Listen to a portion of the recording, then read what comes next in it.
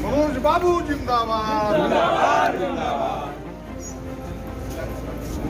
सम्राट चौधरी जिंदाबाद। सम्राट चौधरी जिंदाबाद। एनडीए गठबंधन जिंदाबाद। नीतीश कुमार जिंदाबाद। सम्राट चौधरी जिंदाबाद। मनोज सिंह जिंदाबाद।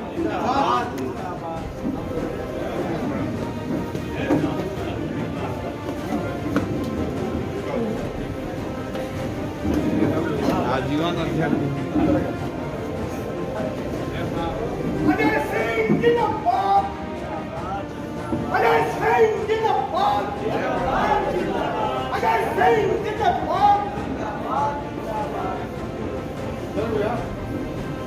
नमस्कार, मैं हूं अनु गुप्ता और आप देख रहे हैं प्रशांत न्यूज लाइव। बताते कि इस वक्त मौजूद है मैरवा प्रखंड में, जहां बिहार के जो पंचायती राज मंत्री सम्राट चौधरी यहां पर मौजूद है मैरवा प्रखंड में, जहां एमएलसी के दावेदार मनोज सिंह के हम आप दिखा दें आपको कि हमारे पीछे आप सैकड़ों की संख्या आप देख सकते हैं कि हर प्रखंड से मुखिया बीडीसी प्रत्याशी यहां पर आए हुए हैं।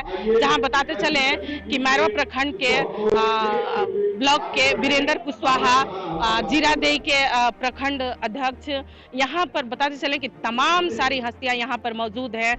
सीवान जिला के बताते चले कि अजय सिंह जी मौजूद है, यहां पर बीडीसी प्रत्याशी मौजूद हैं। उनके समर्थन में सारे लोग आप हमारे पीछे देख रहे हैं कि सैकड़ों की संख्या में यहाँ पे लोग आए हुए हैं। आगे आपको लेके चलते हैं कि हम दिखाना चाहेंगे कि क्या यहाँ पर समर्थन लोगों से मिलना और बात होने जा रहे हैं।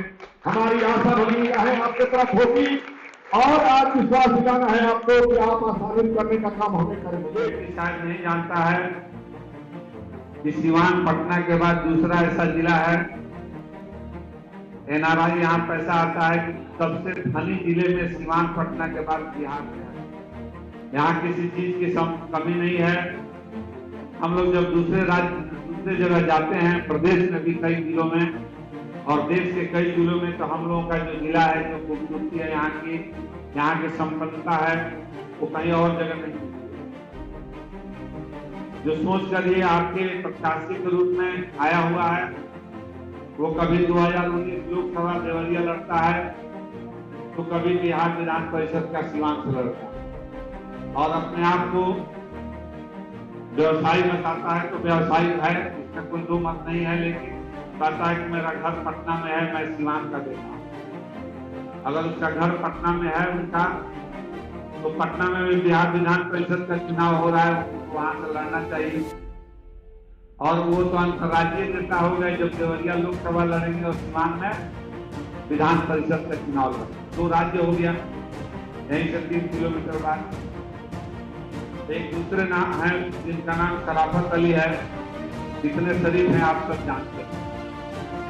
और एनडीए की सरकार से लेना भी है, सब शांत रहकर ले सकते हैं, जाकर नहीं। इसके लिए भी एनडीए के प्रत्याशी के रूप में मैं आया हूँ। मेरा प्रमाण पत्र है, उसके आगे फोटो है, उसके आगे फाइल का सूचना है, बड़ी फाइल करके आप सबको माननीय मंत्री जी का तो ये माइक देने का काम करूंगा और आपसे विदा चाहूंगा। और मुझे उम्मीद है कि आप सब मेरा साथ देंगे और एनडीए को जिताने का काम करेंगे। जय हिंद। मैं स्पष्ट तौर पर कहना चाहता हूँ साथियों कि 2005 के बाद जब एनडीए की सरकार बनी, तब से स्वरूप को भी आप देख रहे हैं। बिहार में लगभग 25 वर्षों से मैं बिहार की राजनीति में हूँ। 1998 में पहली बार मंत्री हुआ और तब से बिहार की राजनीति को एक एक चीजों को मैं देख रहा हूँ। मैं इस जिले को जानता हूँ। इस जिले में तो समता पार्टी और बीजेपी का झंडा नहीं टंगता था, वो भी मैंने देखा। 95 और 96 के चुनाव में और 96 के चुनाव में भी इस इलाके में मैं आया। अखलाद अहमद साहब चुनाव लड़ रहे और मैं उस दौर को भी देखा। और उस दिन से क्योंकि कोई सड़क नहीं था, कोई बिजली की व्यवस्था नहीं थी, तो लोग तो गांव में रह ही नहीं पाते। लेकिन आज पूरी व्यवस्था को खड़ा भारतीय जनता पार्टी जनता दल यूनाइटेड और एनडीए के लोगों ने नीतीश कुमार के नेतृत्व में खड़ा किया है।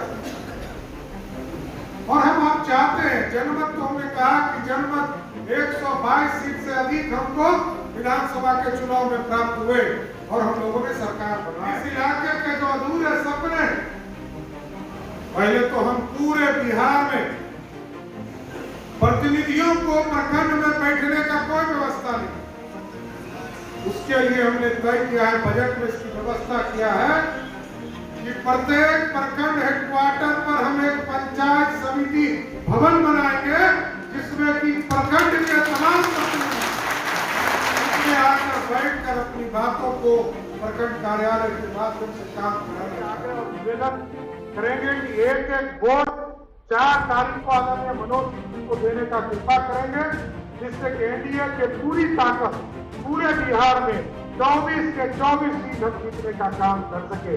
हम पूरा भरोसा करें ना आप सब, तो बोलिए, तो पूरा विश्वास हाथ उठा के बताइए।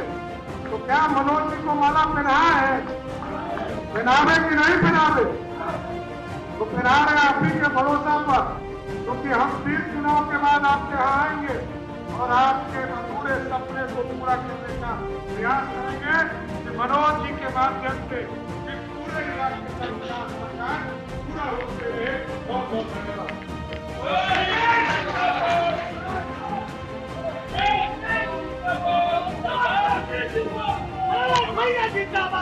चाहते हैं कि हमको देर जाना है, मुझे आपसे आज्ञा है।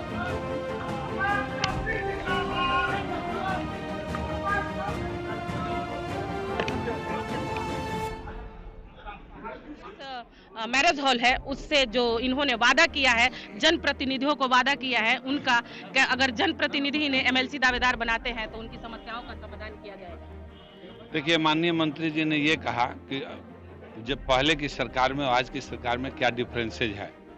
पहले सरकार बोलती थी कुछ और करती थी कुछ, आज की सरकार जो कहती है वो करती है। हमारे जनप्रतिनिधियों का जो समस्या है उसका निदान हम करेंगे एट ए टाइम। दूसरी बात कि हमने कहा कि 24 घंटा बिजली देंगे, तो हम दे रहे हैं। 24 घंटा में शहर में ट्रांसफार्मर चेंज करेंगे, जलेगा तो कर रहे हैं। 72 घंटा में ग्रामीण क्षेत्र में ट्रांसफार्मर जलेगा तो उसको भी बदल रहे हैं। सड़क चकाचक दे रहे हैं, बिजली दे रहे हैं। लोगों को कोरोना काल में जो आर्थिक स्थिति खराब हो गई, लोगों का नौकरी रोजगार छूट गया, उन लोगों को हमने पूरे राशनधारियों को, जितने कोठाधारी थे, धारक थे, सबको फ्री में राशन देने का काम किया। मतलब अर्थात राशन को डबल कर दिया गया, एक फ्री में हो गया, एक पहले जैसे। लास्ट में आप अपने जनप्रतिनिधियों से क्या अपील करना चाहेंगे, क्योंकि अभी लगातार 28 तारीख आज हो गया है और 2 तारीख तक आपका जो प्रचार बंद हो जाने वाले हैं, तो लास्ट में क्या कहना चाहेंगे? मैं आपके माध्यम से अपील करना चाहूँगा अपने वोटरों को और सपोर्टरों को कि आप लोग लग करके इस चुनाव को जीतिए, जिताइए नहीं जीतिए, और एनडीए के हाथ को मजबूत कीजिए। नरेंद्र भाई मोदी और नीतीश कुमार की सरकार को मजबूत कीजिए। अगर सरकार बिहार में चल रही है, सुशासन की सरकार है, सबका साथ सबका विकास, सबका विश्वास के साथ साथ सबका आशीर्वाद भी मांग रही है। हम भी मांग रहे हैं सबका आशीर्वाद मिले और सिवान आगे बढ़े, सिवान अपराध मुक्त रहे, सिवान शांतिपूर्ण भाईचारे में जिए और विकास करे। एमएलसी के दावेदार बहुत सारे ऐसे कैंडिडेट हैं, बहुत दमखम के साथ में अपना कैंपेनिंग लगा रहे हैं, जन प्रतिनिधियों से मिल रहे हैं, तो उसमें आप अपने आप को कहाँ देखते हैं? देखिए, एक तो विदेशी हैं, उनका कहाँ घर है किसी को पता नहीं। इतने लोग हैं, कोई बता दे कि उनका कहाँ घर है तो मैं बता दूँ। आप बता दीजिए, आप मीडिया हैं, आप खोजी खबर रखती हैं, आप लोग बताइए कहाँ उनका घर है, कहाँ का रहना है, मैं नहीं जानता हूँ। मैं तो जानता ही ना, जनता निर्णय करेगी कि वो बाहरी आदमी है, वो कहाँ के हैं कोई पता नहीं है, पहली बात। दूसरी बात, मैं स्थानीय हूँ, सिवान जिले का हूँ। सिवान के लोगों ने हमें परखा है, जाना है, हम एक दूसरे के सुख में दुख में साथ रहते हैं। इस स्थिति में हमें जनता हमें चुनेगी। तो जैसा कि आपने देखा, एमएलसी के दावेदार विनोद सिंह ने क्या कहा कि इनके त्रिस्तरीय पंचायत के जो जनप्रतिनिधि हैं, अगर इन्हें एमएलसी बनाती है तो इनकी समस्याओं का जो है, सरकार का नीतीश बाबू का नल जल योजना है, स्ट्रीट लाइट है, तमाम ऐसी समस्याएं हैं, उनका समाधान किया जाएगा। तो आप देख रहे थे प्रशांत न्यूज लाइव से अनु गुप्ता की रिपोर्ट, मैरवा।